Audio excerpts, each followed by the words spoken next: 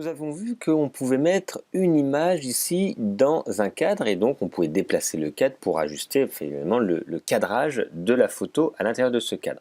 Mais si on n'a pas fait de cadre avant et qu'on se dit bah, la photo elle est trop grande, elle ne convient pas, on peut également la recadrer, je vais vous montrer. Donc j'insère une photo, moi j'utilise le raccourci clavier, si on ferait fichier inséré, je prends une photo, peu importe, je la valide, je vais la faire glisser pour la voir, donc voilà. Là, elle a la taille, elle rentre de façon proportionnelle. Quand on avait un cadre, on avait pu l'insérer dans un cadre et là, on pouvait jouer sur la disposition dedans. Là, le problème, si je voudrais que ça soit plutôt en, allez, très ici vertical, un peu large et plutôt assez haut, si je resserre, le problème, c'est que ça écrase la photo. Moi, c'est pas ce que je veux avoir le même phénomène que de pouvoir recadrer en fait la photo. Pour ça, on a un outil dans la palette des outils qui est l'outil recadrage vectoriel. Ici, je clique et vous allez voir les points ici vont se transformer. Ce sont, vous voyez, des petits angles. Et là, ça me permet maintenant de recadrer ici la photo, enfin le cadre, pas la photo.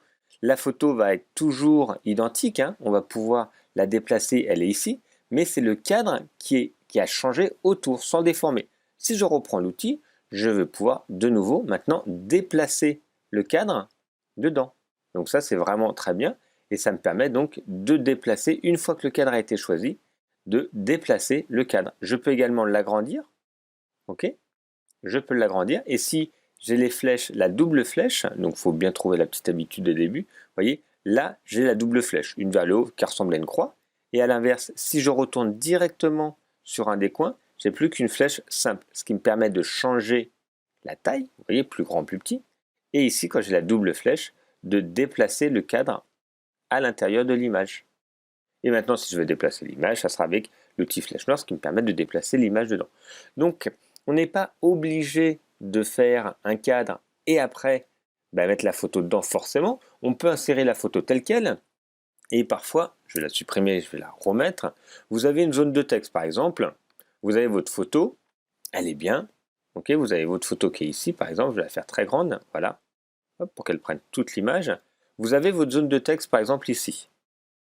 Ok, là, vous avez du texte et vous vous rendez compte que ça, c'est un tout petit peu... Enfin, il manque pas grand-chose. Au lieu de devoir tout refaire et de vous dire, bah, finalement, c'est pas la bonne photo, il vous suffit juste de croquer un petit peu, qui finalement ne va pas changer l'ensemble de la photo, mais va vous permettre de vous gagner de la place ici. Donc ça, c'est également une possibilité. Vous n'êtes pas obligé de faire un cadre photo et mettre la photo dedans. Vous pouvez avoir une photo et modifier comme vous voulez, hein, dans tous les sens. Et après, vous pouvez déplacer le cadre pour revoir l'image à l'intérieur. Voilà encore une petite astuce pour travailler avec les images.